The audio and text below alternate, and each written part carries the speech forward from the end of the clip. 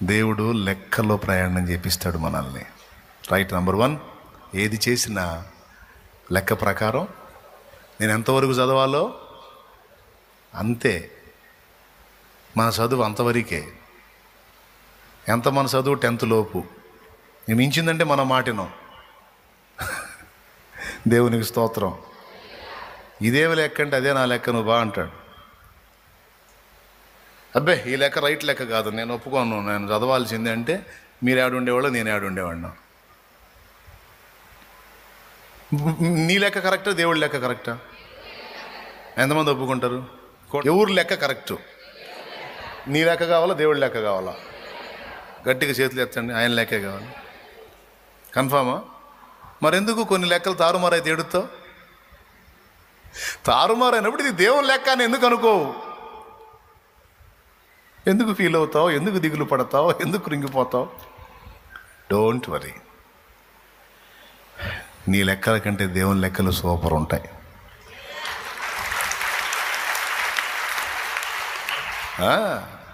ఎంత ధన్యత పోగొట్టుకునేవాడిని నేను.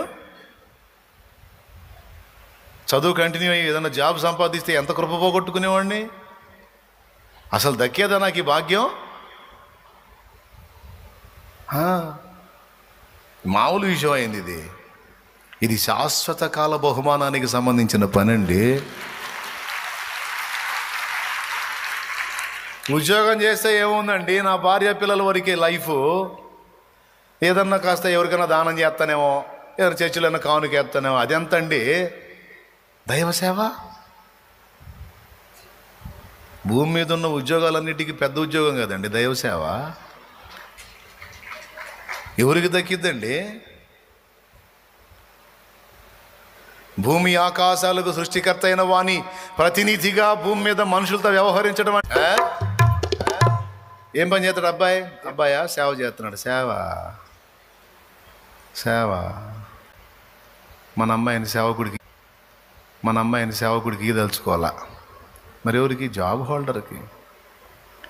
సేవకుడు అంటే పస్తులు ఉండాలి. సేవకుడు అంటే అగసాట్లు, శ్రమలు, నిందలు, బాధలు. సేవకుడికి వద్దులే. మన అమ్మాయి పడలేదు కాదు, దరిద్రం. అదే దైవజనుడికి భార్యగా స్థానం దక్కితే ధన్యత.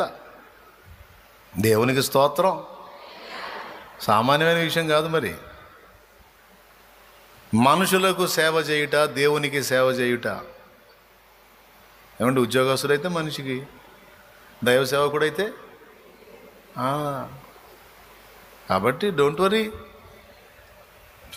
సేవకుడికి ఆస్తులు లేకపోవచ్చు, బిల్డింగులు, బంగళాలు, అంతస్తులు లేకపోవచ్చు.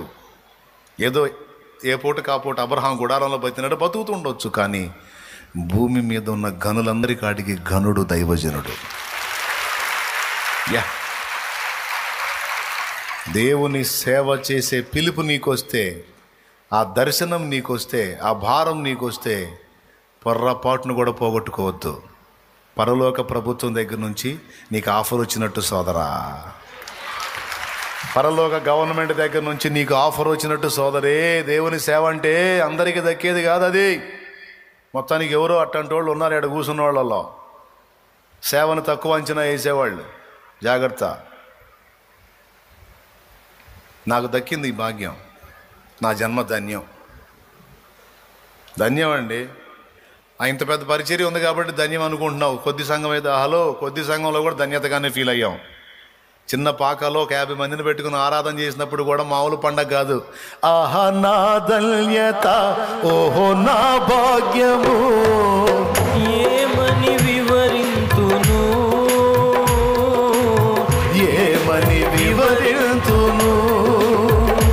ఆహా నా ధన్యత, ఓహో నా భాగ్యము, ఏమని వివరింతును,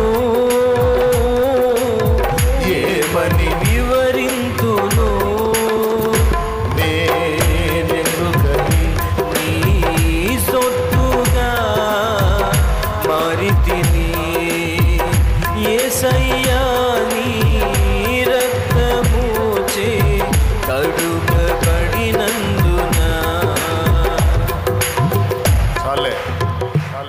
కష్టపడి పాడారు, బాగా పాడారు.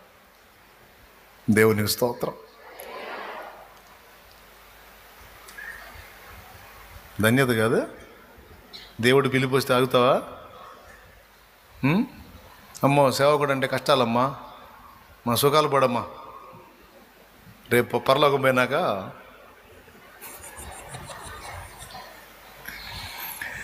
భాగ్యభోగ నిధులు లేని భారభరిత సేవ, బాష్పశిరులలోన వెలగి మెలగి బాధలను వరించు సేవ, బాధలను భరించు సేవ, మధుర మధుర మధుర సేవ, యేసు ప్రభు సేవ. నిజంగా భాగ్యం నీకు వస్తే ఒక చిన్న ప్రార్థనా గుంపును నడిపేంత సేవ నీకు వచ్చినా పోగొట్టుకోవాక చెల్లి. ధన్యురాలివిరా నువ్వా, ధన్యుడు తమ్ముడా నువ్వు. ఒక 10 మందిని కనీసం 5-6 కూర్చోబెట్టి కనీసం ప్రార్థన సేవ, ఒక చిన్న గుంపుని సమకూర్చుకొని ప్రార్థన చేసే సేవ నీకు దొరికిన పోగొట్టుకోవద్దు. ఈ లోకంలో పెద్ద పెద్ద ఉద్యోగాల కంటే అది ఎక్కువ. నాకు దక్కింది అది, నీకు కూడా దక్కాలని ప్రార్థన చేస్తున్నా. మీరందరూ దేవుని పనివారు కావాలని మనసారా కోరుకుంటున్నా. ఇప్పుడు చెప్పండి, మరి నా లెక్క అయితే, తల్లిదండ్రుల లెక్క అయితే, మా అమ్మ లాగి కొట్టేది. ఎక్కడికి? చదువుకి.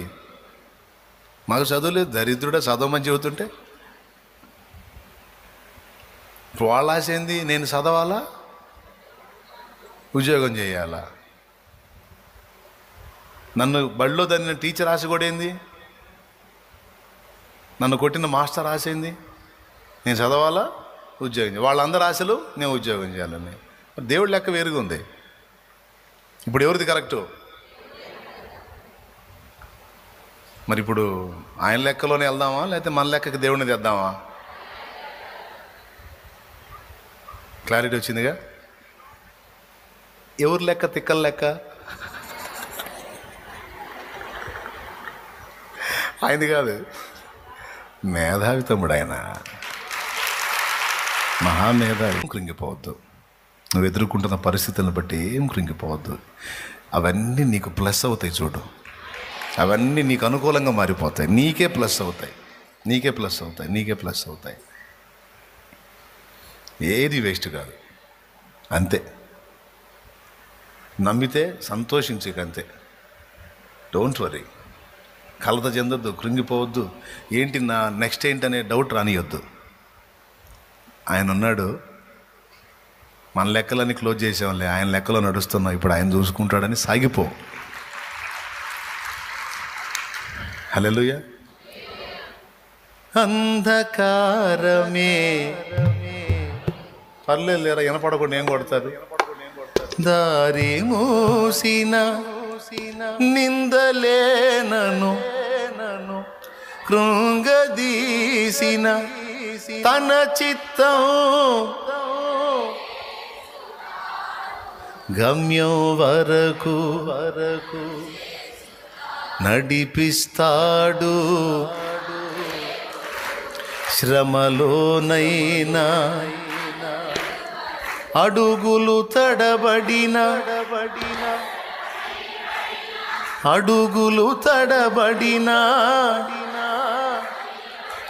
చేయి పట్టి వెన్ను తట్టి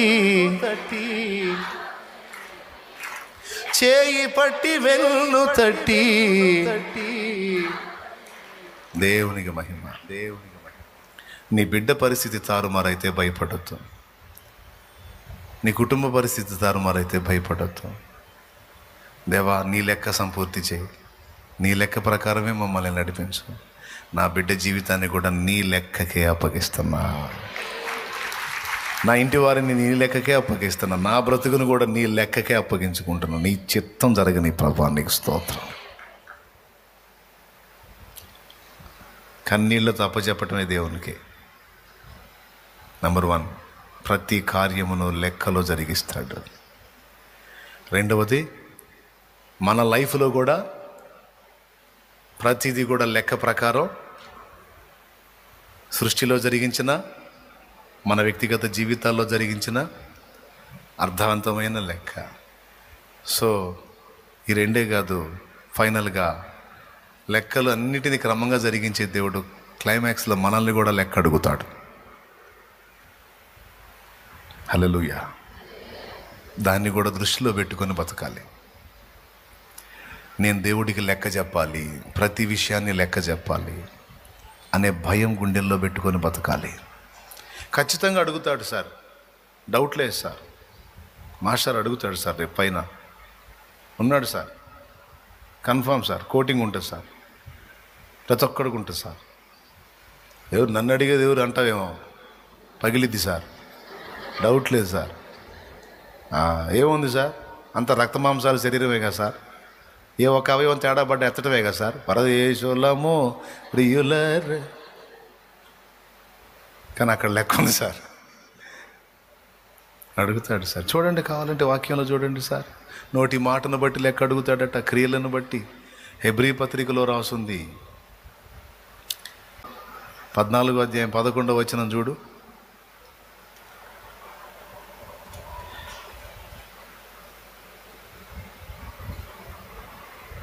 నా తోడు ప్రతి మోకాలును నా ఎదుట వంగును, ప్రతి నాలుకయు దేవుని స్తుతించును అని ప్రభువు చెప్పుచున్నాడు అని వ్రాయబడి ఉన్నది గనుక మనలో ప్రతివాడును తన గురించి దేవునికి లెక్క అప్పగింపవలెను. అదండి రోమాపత్రిక 14వ అధ్యాయం 12వ వచనం.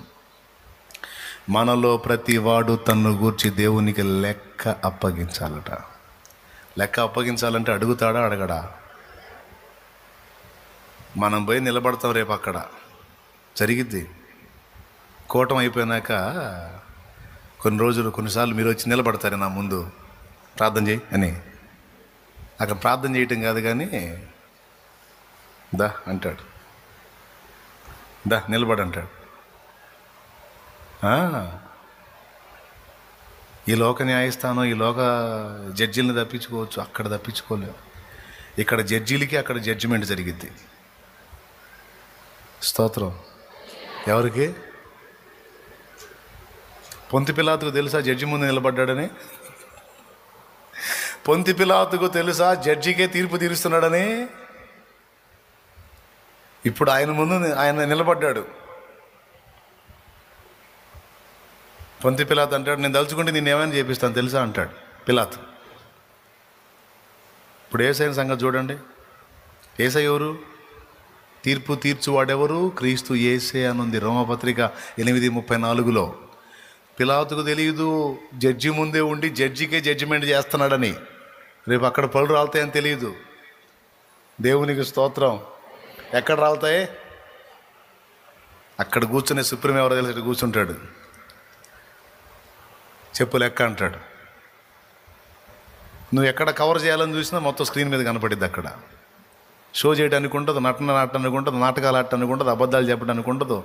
మొత్తం ముసుగులన్నీ బయట లాగుతాడు. మర్యాద ఒప్పుకుంటే సరే సరే, లేకపోతే ఉంటుందే. గుండెల్లో భయము కలిగి బతకాలి. ఒకటిది అన్యాయంగా దోచుకునేటప్పుడు లెక్క చెప్పాలి కదా. ఒకటి కడుపు కొట్టేటప్పుడు లెక్క చెప్పాలి కదా నేను దేవుడికి. ఒకటి వస్తువుని ఆశించేటప్పుడు లెక్క చెప్పాలి కదా దేవుడికి. పడతన్నారులే మాటలని నోరు తెరిచి అన్యాయంగా ఎట్టబడితే అట్ట మాట్లాడితే అడుగుతాడు కదా లెక్కని. గుండెల్లో భయం కలిగి బతకాలి. కొంతమందికి లెక్క ఉండదు, లెక్క లేకుండా బతుకుతూ ఉంటారు, లెక్క లేకుండా మాట్లాడతారు, లెక్క లేకుండా ప్రవర్తిస్తారు.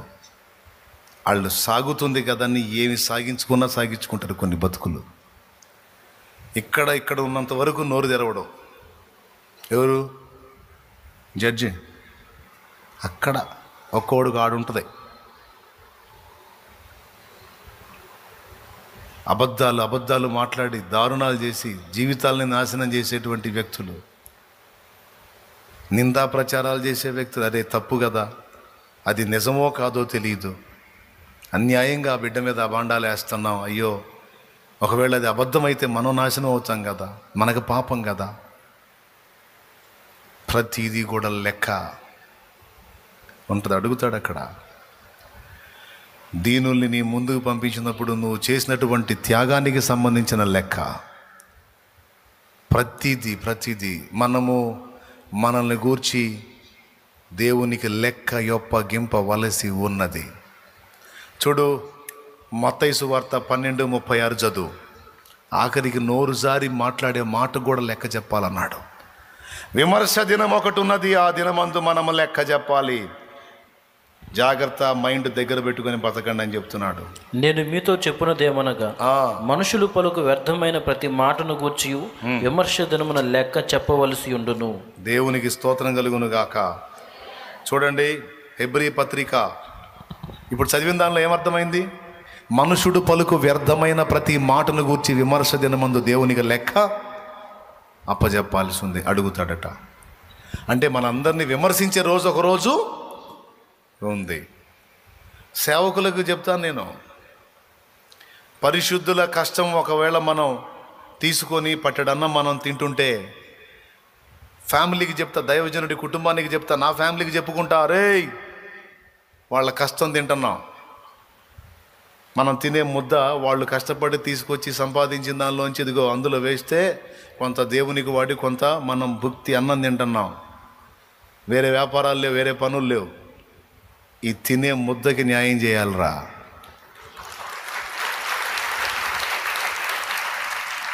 హల్లెలూయా. తినే అన్నం, ఆ పట్టెడన్నానికి న్యాయం చేయాలి. సంఘానికి వాళ్ళ కోసం కన్నీళ్ళు ఉండాలి, వాళ్ళ కోసం మొర్ర పెట్టాలి, వాళ్ళకి సత్యాన్ని బోధించాలి, వాళ్ళ విషయంలో బాధ్యతగా వ్యవహరించాలి. ఎన్ని చేయగలమో వాళ్ళకి అన్నీ చేయాలి. ఎందుకంటే పట్టెడన్నం దేవుడు పెడుతున్నాడు, కానీ వాళ్ళ కష్టార్జితంలోంచి పెడుతున్నాడు. చేతికి డబ్బు ఉంది, చేతికి రూపాయి వచ్చింది కదా అని ఎట్లా పెడితే అట్లా దాన్ని దుర్వినియోగం చేయకూడదు. అవసరమైన దానికే ఖర్చు పెట్టాలి, అనవసరమైన వాటికి వ్యర్థంగా ఖర్చు పెట్టకూడదు. కొంతమంది వాళ్ళని వీళ్ళని చూసి, వాళ్ళు అంత పెట్టారు, వీళ్ళు ఎంత పెట్టారు, మనం కూడా అంత పెట్టాలి. నేను అంటాను, నా బిడ్డల రెక్కలు ముక్కలు చేసుకొని రాత్రి మగళ్ళు తేడా లేకుండా కష్టపడి ఆ సంపాదించిన దానిలో నుండి నా దేవుడికి అని తీసుకొచ్చి అందులో వేస్తే దాంతో ఈ చక్రం తిప్పుతున్నాం. లెక్క అడగడు రేపు. కాబట్టి అవసరమైన దానికే మనం పెట్టాలి, అనవసరమైన దానికి రూపాయి కూడా పెట్టకూడదు అని ఈ మాట్లాడుతూ ఉంటాను. అందుకే కొన్నిసార్లు పాప వాళ్ళకి చిరాకేసిద్ది నా మీద. ఏదన్నా కదిలిచ్చు, లెక్క చెప్పాలంటాడు. నిజమే, అది నిజం కదా. ఆయన ముందు నిలబడాలి కదా, అదైతే అబద్ధం కాదు కదా. అందుకే గుండెల్లో భయం ఉండాలి కదా, లెక్క చెప్పాలి కదా. ఎట్లా చేస్తావు? ఎట్ట పడితే అట్లా. దేవునికి స్తోత్రం కలుగును గాక. హల్లెలూయా. నోరు జారేటప్పుడు, చెయ్యి జారేటప్పుడు, కాలు జారేటప్పుడు, కన్ను జారేటప్పుడు మైండ్ దగ్గర పెట్టుకోవాలి. ఎందుకంటే పోయి నిలబడతాం ఆడ. చూడు, కొరింథీయులకు రాసినటువంటి 2వ పత్రిక 5వ అధ్యాయం 10వ వచనం. ముగిస్తా, మీ సరికి ఎంతవరకే నాకు తెలుసు. అసలు నా ఆశ్చర్యం ఏంటంటే ఒక్కళ్ళు కూడా నిద్రపోలా. ఏందో మరి నాకు అర్థం కాలే. ఇది కనీసం 2-3 అంటారు కదా. అందరూ ఏదో మంచి హుషారుగా ఉన్నారు. మొత్తానికి లెక్కలు అయ్యేసరికి మొత్తం గుండెలో దడొచ్చినట్టుంది. దేవునికి స్తోత్రం. హల్లెలూయా. చదువు. ఎందుకనగా 2 కొరింథీ 5:10 చదువుతున్నాడు చూడు. ఎందుకనగా తాను జరిగించిన క్రియల చొప్పున అవి మంచివైనను సరే, చెడ్డవైనను సరే, దేహముతో జరిగించిన వాటి ఫలమును ప్రతివాడును పొందునట్లు మనమందరమును క్రీస్తు న్యాయపీఠం ఎదుట ప్రత్యక్షము కావాలి. న్యాయపీఠం మీద ఆయన కూర్చుంటాడు, మనమందరము ఆయన ముందు ప్రత్యక్షం అవుతాం. మారు మనసు పొందయ్యా, మారు మనసు పొందంటే ఒక్కొక్కళ్ళు ఏం మెలికలు తిరుగుతున్నారో. రేపు అడుగుతాడు, ఎందుకు పొందలేదురా అని. బాప్తీసం పొందయ్యా, ఉచిత రక్షణ అయ్యా, ఉచితమయ్యా, పైసా ఖర్చు లేదు, ఒంటికి చాకిరి లేదు, నీళ్లలో మునుగయ్యా, అయ్యా అయ్యా స్నానం చేసేదేగయ్యా, నీళ్లలో మునుగయ్యా యేసునామంలో, అయ్యా అయ్యా రాయ్యా, పాపాలన్నీ గడుక్కోయ్యా, జాగ్రత్త పడయ్యా, రేపు నరకం తప్పించుకుంటావయ్యా అని బతిలాడుతుంటే నన్ను మమ్మల్ని పిచ్చోళ్ళని చూసినట్టు చూస్తున్నారు కొంతమంది. ఎవరు తేడా పడతారు రేపు? రేపు ఎవరికి డేంజరు? రేపు అడగడు లెక్క. బాప్తీసం ఎందుకు పొందలేదు నా కుమారుడా అని అడుగుతాడు. అంటే ప్రభువా ఎందుకు పొందలేదంటే పొందుదాం అనుకున్నా కానీ కుదరలేదు నాయన అంట. ఏదో ఒకటి చెబితే కుదరదు అక్కడ. ఎందుకు కుదరలేదు? ఫలానా టైం నుంచి ఫలానా టైం దాకా నీ ఖాళీయేగా, ఇన్నిసార్లు సెలవులు వచ్చినాయిగా, ఇన్నిసార్లు నేను నా దాసుల్లో నుండి నిన్ను పిలిచాగా అంటే అసలు ఇట్లా అడుగుతావు, ఇది ఒక సన్నివేశం ఉంటుంది అనుకోలేదయ్యా నేను. అవిశ్వాసి. ఎందుకు నమ్మలేదురా? నా గ్రంథంలో రాయించాను కదా, ఎన్నోసార్లు చెప్పాను కదా. తెలియకపోతే అది వేరే సంగతి, తెలిసి తిరస్కరిస్తావా ఓ అనే గద్దింపు ఉంటుంది అక్కడ. మరే మనమంతా మన సొత్తు అయింది, ఆయన మనల్ని సృష్టించింది.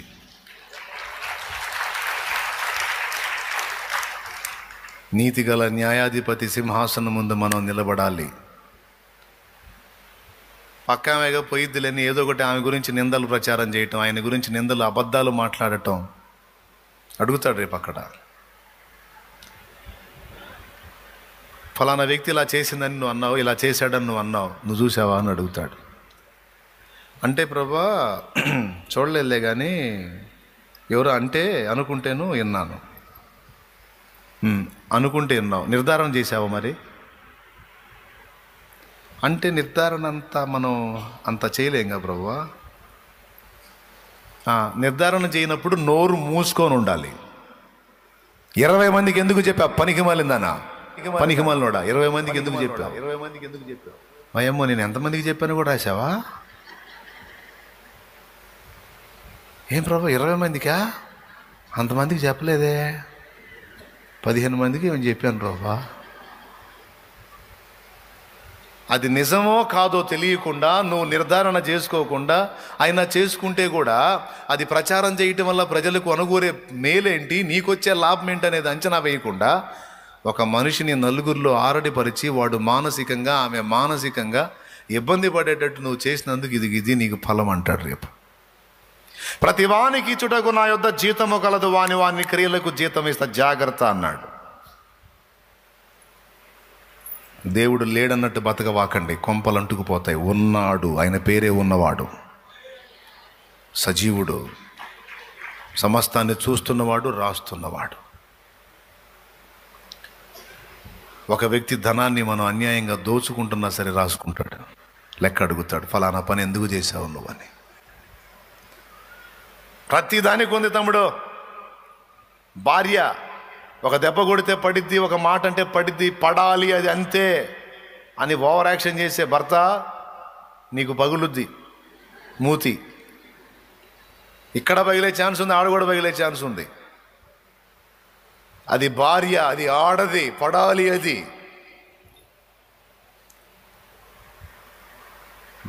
జడ్జిమెంట్ ఉంది సోదరా. కొంపదీసి ఇక్కడ తీర్పు తీర్చాడు అనుకో, ఇక నువ్వు మంచాన పడితే మొత్తం ఆమె చేయాల్సి వచ్చింది. ఎన్ని తిట్టావు అన్ని దండాలు పెట్టాల్సి వచ్చింది. జరగల చాలామందికి. మిడిసిపడ్డోళ్ళంతా మంచాన పడలా. ఏయ్ యాడున్నావే అన్నోడు ఇప్పుడు, అమ్మా అమ్మా రామా అమ్మా అనే గది పట్ల పట్టింది లేదా? ఇవే ఎటుపోయింది, ఎటుపోయింది అమ్మా. తీర్పు భూమి మీద తీరిస్తే ఆ గది పట్టిద్ది. ఒకవేళ ఆడ మిస్ అయినా ఆడ ఉంటుంది. అబ్బాయి రా, అబ్బాయి భలే పౌరుషం దా యదా, పౌరుషాలు వీరుడు అబ్బాయి, అస్సలు మామూలు ప్రతాపం కాదు అసలు, భార్య మీద మామూలు సాగించుకోలేడు. రా యద్దా. నోరు లేని దాన్ని ఎందుకు అంత తిట్టావు? నీకేట తెలిసిపోయా? నీకేట తెలుసు? మేము ఇంట్లో తిట్టుకున్నాం కదా. తిట్టావు, నిన్ను తిట్లా. ఆ పిచ్చిది నిన్ను తిట్టలేదురా, నా బిడ్డను ఎందుకురా అంత దూషించావు, ఎందుకురా అన్నిసార్లు కొట్టావు, రక్తం పడేటట్టు కొట్టావు కదరా, తిరిగి నిన్ను దంతే ఏమైందిరా నీ గతి? ఒక మాట అనలేదు, ఒక దెబ్బ తిరిగి నీ మీద దాడి చేయాలి. నా బిడ్డను అన్యాయంగా కొట్టావు, ఎన్ని పర్యాయములు కొట్టావు చెప్పు లెక్క అంటాడు. ఎట్ట కూడా ఉందా అని అనొద్దు, ఉంది. నీ ఇంట నీ వ్యవహారాన్ని గూర్చి లెక్క ఉంది, నీ పిల్లల దగ్గర నీ వ్యవహారం లెక్క ఉంది, సమాజంలో నీ వ్యవహారాల లెక్క ఉంది, ఇతరుల విషయంలో నువ్వు ప్రవర్తించిన ప్రతి ప్రవర్తనకు లెక్క ఉంది. అందుకని ఇవన్నీ ఎందుకు? జాగ్రత్తగా ఉండాలి. స్త్రీ నీ భర్త విషయంలో నిన్ను లెక్క అడుగుతాడు సుమి. ఎందుకమ్మా నీ భర్తను తృణీకరించావు? ఎందుకమ్మా నీ భర్తను మోసగించావు? చెమటోడ్చి రెక్కలు ముక్కలు చేసుకొని సంపాదించి నీకు తీసుకొచ్చి ఆహారం పెట్టి బ్రతికించుకున్నాడు కదా. నిన్ను ప్రేమించి రాత్రింబగళ్ళు నీ కోసం కష్టపడ్డ భర్తను ఎందుకమ్మా మోసగించి పరపురుషునితో పాపం చేశావు? ఎందుకమ్మా నీ భర్తను మోసం చేసి పరపురుషునికి తల ఉంచావు? ఆయన రేపు లెక్క అడుగుతాడు. పిల్లలారా, ఎందుకు నీ తల్లిదండ్రుల్ని క్షోభ పెట్టారు, ఎందుకు ఇలా చేశారని మన తల్లిదండ్రుల విషయంలో మన పాపాన్ని గురించి లెక్క అడుగుతాడు. భర్తను మోసగించిన దాని విషయంలో లెక్క అడుగుతాడు. చెల్లి జాగ్రత్త. ప్రతి ఒక్కరి గుండెల్లో ఆ భయం పెట్టుకొని బ్రతకండి, రాకడ దగ్గరికి వస్తుంది. ఏముందిలే, ఎన్ని మాటలు చెబుతూ ఉంటారులే, పాస్టర్లు అంతేలే. పాస్టర్లు కాదు, ఇది బైబిల్. పాస్టర్లు ఏంది? పాస్టర్ కూడా వగిలిద్ది రేపు అక్కడ. ఎవరిని వదిలిపెట్టడు, నీకు నాకు కూడా. అందుకే చెబుతున్నా, పాస్టర్లనే పెద్ద మనుషులు వదిలిపెడతాడేంది? ఇంకా చెప్పాలంటే, పచ్చిగా చెప్పాలంటే ముందు కోటింగ్ పాస్టర్లకే ఉంటుంది. రారా పెద్ద మనిషి రారా, వీడు బోధ కూడా చేశాడు దాయ్యా, అసలు మామూలు పెద్ద మనిషి కాదు, వీడికి లెగిస్తే ఎగిరెగిరి ప్రసంగాలు దంచాడు. వీడు దారా మామూలు దంచల ప్రసంగాలు, మామూలు చెప్పాల జనాలకు మాటలో. ఏమ్మా ఏం సంగతి, ఏం లెక్క ఏందమ్మా అని మొత్తం లెక్క తీస్తే, నేను పాస్టర్గా ప్రభా, సేవకుండగా తండ్రి, అందుకే నీకు 2 డోసులు రాదా? యాకోబు పత్రిక చదవలా? యాకోబు పత్రిక 3వ అధ్యాయం 1వ వచనం ఏముంది? బోధకులమైన మనం మరి కఠినమైన తీర్పు పొందుదామని ఎరిగి మనలో అనేకులు బోధకులు కాకుందాము. ఇన్ని మాటలు చెప్పేవారా? ఒకటన్నా చేసేవారా? నువ్వు అనుసరించావా? ప్రతిదీ కూడా దైవ జనాంగమా లెక్క ఉంది. అది నీ కుటుంబాన్ని కూర్చున్న లెక్క ఉంది, సంఘాన్ని కూర్చున్న లెక్క ఉంది, నీకు ఇచ్చిన బాధ్యతల విషయమైన లెక్క ఉంది. నిద్రపోవద్దు, అర్జెంటుగా క్షమాపణ అడగండి, దేవుని క్షమాపణ అడగండి, దిద్దుకోండి, మారు మనసు పొందండి. ఇక ముందు ఎన్ని రోజులు ఉన్నాయో తెలియదు నీకు నాకు. ఆ రోజులు ప్రతిరోజు విలువగా బతకండి, ప్రతిరోజు విలువగా గౌరవనీయంగా బతకండి, దేవుని ముందు ఘనంగా బతకండి, నీచంగా బతకండి. చెవులు గలవాడు ఆత్మస్వరం వినుగాక. ఆయత్తపడండి, కృప మనందరికీ తోడై ఉండునుగాక. దేవుని కార్యాలు ఆలస్యమైతే కృంగిపోకండి.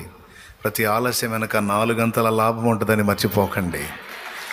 దేవుడు నిన్ను ప్రేమిస్తున్నాడని మర్చిపోకండి. ఆయన కృప నీకు తోడుగా ఉందని మర్చిపోకండి. నీ ఓటములు వైఫల్యాలన్నీ విజయాలుగా మార్చగల సమర్థుడని మర్చిపోకండి. కృంగిపోకండి, కలత చెందకండి, పాపానికి లొంగిపోకండి. జాగ్రత్త, కృప మనందరికీ మళ్ళా తోడై ఉండునుగాక. అమ్మయ్యా అయిపోయిందమ్మా. ఒకసారి లేచి నిలబడండి. కొంచెం మోకాళ్ళు వేయమంటాను కానీ మోకాళ్ళు వేయడానికి ఇప్పుడు ఓపిక కాదు. ఒక్కసారి అలా లేయిస్తే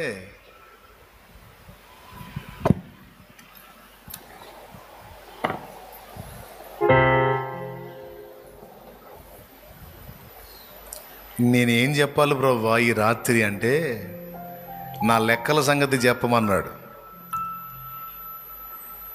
చెప్పు, నేను ప్రతిదీ లెక్క ప్రకారం చేస్తాను. అది సృష్టిలో చేస్తాను, మీ జీవితంలో చేస్తాను. మీ విషయంలో కూడా లెక్క కడతాను. అంతేకాదు, క్లైమాక్స్లో లెక్క అడుగుతాను. సిద్ధపడమని చెప్పు నా బిడ్డలకి, జాగ్రత్తగా ఉండమని చెప్పు, మారు మనసు పొందమని చెప్పు, సరిచూసుకోమని చెప్పు, పట్టించుకోడులే అనుకోవద్దని చెప్పు, నా లేఖనంలో వచనాలను చూపించి చెప్పు.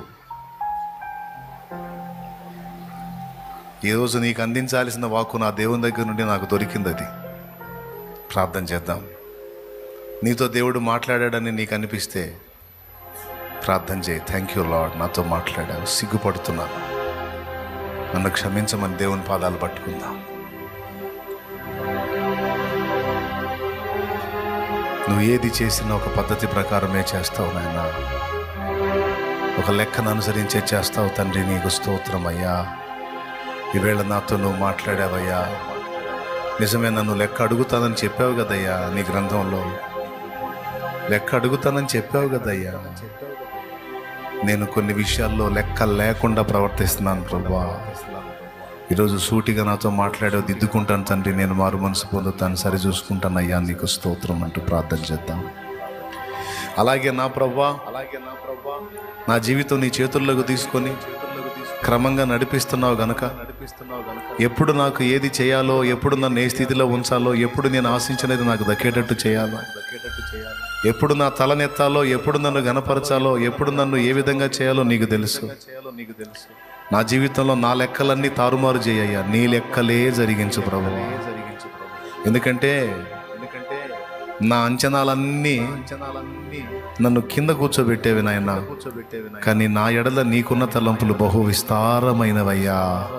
అవి నన్ను ఉన్నత స్థితిలో ఉంచుతాయి తండ్రి. అందుకే నా చిత్తము కాక నా ఎడల, మా ఎడల నీ చిత్తమే సిద్ధించాలి, నీ చిత్తమే నెరవేరాలి, నీ చిత్తమే నెరవేరాలి, నీ చిత్తమే నెరవేరాలి. ఈరోజు నాతో మాట్లాడావు. నా ప్రార్థనల లెక్క కూడా పట్టించుకుంటానని మాట్లాడావు. నిజమే. కొన్నిసార్లు నేను ప్రార్థించిన వెనువెంటనే అనుసరించిన వాడివి, కొన్నిసార్లు విస్తారంగా ప్రార్థన చేసిన తర్వాత జవాబులు ఇచ్చావు. ఈరోజు నాతో మాట్లాడావు స్పష్టంగా. పొద్దున నేను ఏకాంత ప్రార్థనలో కూర్చొని ఎందుకని నేను అడిగినప్పుడు ఇది ఇవ్వలేదు అని అడిగితే, ఇప్పుడు నాతో మాట్లాడుతున్నావు, లెక్క సంపూర్తి కావాలి కుమారుడా అని. Thank you lord. నాతో మాట్లాడినందుకు నీకు వందనాలు. నాతో మాట్లాడావు తండ్రి. చేస్తాను, నేను ప్రార్థన చేస్తాను. ఆ విజ్ఞాపనల లెక్క సంపూర్తి అయ్యేంత వరకు ప్రతి దినము నేను ప్రార్థిస్తా దేవా. నీ చెంతకు నా మనవులు చేరునంతగా నేను మొర్ర పెడతా, చేస్తా, ప్రార్థన చేస్తా. నన్ను క్షమించు, నాకు అర్థం కాలేదు తండ్రి. ఈరోజు నాకు అర్థమయ్యేటట్టు నువ్వు మాట్లాడావు, నీకు వందనాలు. స్పష్టంగా నాతో మాట్లాడావు. అది నా జీవితానికి సంబంధించిన విషయం, సేవకు సంబంధించిన విషయం, పిల్లలకు సంబంధించిన విషయం. నా విజ్ఞాపనలు నీ దగ్గరకు చేరాల్సిన సంఖ్య ఒకటి ఉంది దేవా. స్తోత్రం దేవా. నీ కృతజ్ఞతలు చెల్లిస్తున్నా. నా బిడ్డలకు కూడా ఈరోజు అనేక మందికి ఈ పాఠం నేర్పాం. అవునయ్యా. దుష్టుడు వారి హృదయాల్లో నాటబడిన ఈ వాక్య బీజాలు ఎత్తుకొని పోకుండా వాడిని యేసు నామములో బంధించి దూరపరుస్తున్నాం. ఆమేన్. నీ బిడ్డలందరిలో ఈ బీజాలు నిలబడాలి, వాక్య బీజాలు నిలబడాలి. అవునయ్యా. అందరి హృదయాలలో అవి పడి మొలకెత్తాలి. ఆమేన్. కొద్ది గొప్ప ప్రార్థన చేసి గొప్ప కార్యాల కోసం ఎదురు చూడటం కాదు. 7 మార్లు ప్రార్థిస్తే గానీ ఏలియా ప్రార్థనకు జవాబు రానట్టు మేము కూడా ప్రార్థన అలా మొండిగా చేయాలి. ఒక క్రొత్త సంగతి మాకు నేర్పినందుకు కృతజ్ఞతలు, వందనాలు, స్తోత్రాలు. మమ్మల్ని గద్దించినందుకు, హెచ్చరించినందుకు, రాకడ విషయమై మళ్ళొక్కసారి మమ్మల్ని కదిలించినందుకు నీకు వందనాలు చెల్లిస్తున్నాం. నీ ప్రజలకు ఇశ్రాయేలుకు సమాధానం ఉండుగాక. నీ ప్రజయగు ఇశ్రాయేలుకు సమాధానం ఉండుగాక తండ్రి. మీ చిత్త ప్రకారం సమస్తము నడిపిస్తున్నారు గనక మీకు అడ్డు చెప్ప జాలము తండ్రి. నీ చిత్తమే సిద్ధించుగాక. రాష్ట్ర కేంద్ర గవర్నమెంట్స్ని నీ వశంలోకి తీసుకొని నెక్స్ట్ ఏ పార్టీకి నువ్వు పగ్గాలు ఇవ్వాలనుకున్నావో దానికే ఇవ్వు. మేము మనసారానైతే నీ చేతికి మమ్మల్ని మేము అప్పగించుకుంటూ దుష్టుల చేతికి మమ్మల్ని అప్పగించొద్దని మాత్రం ప్రార్థన చేస్తున్నాం అయ్యా. నిన్ను శాసించడం కాదు, అర్థిస్తున్నాం. దుష్టుల చేతికి మమ్మల్ని అప్పగించొద్దు, దుష్టుల చేతికి మమ్మల్ని అప్పగించొద్దు, దుష్టుల చేతికి మమ్మల్ని అప్పగించొద్దు. మా పిల్లల్ని అప్పగించొద్దు, మా బిడ్డలను అప్పగించొద్దు. నీ కాపుదలలో మేము ఉండునట్లు ఆయన ఎవరు పరిపాలన చేస్తే మేము సంపూర్ణ భక్తియు మాన్యతయు కలిగి నెమ్మదిగాను సుఖముగాను బ్రతకగలము. ఆ వ్యక్తులనే రాజులుగా నిలబెట్టు, ఆ వ్యక్తులనే నిలబెట్టు నాయన. మమ్మల్ని అభ్యంతరపరిచేటువంటి అర్భకుల్ని నిలబెట్టకు. మీ కృపను వేడుకుంటున్నాం, సహాయం వచ్చేయండి. ఇక్కడ నిలిచినటువంటి బిడ్డలు ఎవరు ఏ విధమైన శ్రమలో, కలతలో, కన్నీళ్లలో, బాధల్లో, నిరాశలో, నిస్పృహలో వచ్చారు తమ విషయమై, తమ బిడ్డల విషయమై, తమ ఇంటి వారి విషయమై, తమ సేవ విషయమై ఎన్ని రకాల కలతల్లో వచ్చారో వారందరికీ నీ కృపా సమాధానము ఉండుగాక. వారికి నీ జవాబు యేసు నామమున లభించుగాక. వారిని ఆదరించినందుకు వందనాలు. నీ తలంపుల ప్రకారం నేను చేస్తే నీకు కొంచెమే మేలు, కానీ నా తలంపుల ప్రకారం చేస్తే అది విస్తారమైన మేలు అని పాఠాన్ని నేర్పినందుకు వందనాలు. మా బిడ్డలు ధైర్యపరిచినందుకు స్తోత్రం. దీవించి కొంత సమయం బిడ్డలందరూ ప్రార్థనలో గడపని ఇష్టపడుచుండగా వారితో మాట్లాడి వారిని ప్రోత్సహించి, ఇక ఇది మొదలుకొని లెక్క యొప్పగింపవలసిన వారమై ఉన్నామని ఎరిగిన వారై ప్రతి ఒక్కరూ జాగ్రత్తగా బ్రతకడానికి సహాయం చేయమని మమ్మల్ని అందరినీ మీ చేతికి అప్పగిస్తూ యేసు నామములో ప్రార్థిస్తున్నాం తండ్రి. ఆమేన్.